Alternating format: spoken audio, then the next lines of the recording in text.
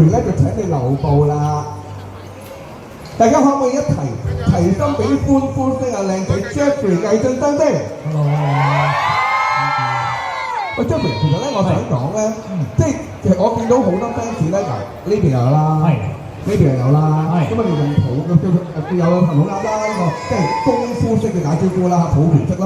不如我先請咧，就俾少少即係優惠大家，甚至係請你，不如先同阿米奇同埋唐老鴨影張相，俾你塞先條。嗱，而家租花未有㗎，得你可以打卡先㗎咋。不如你去同佢打卡先啦，好唔好啊？咁我係企喺佢嘅側邊啦，定係你攬住佢都得。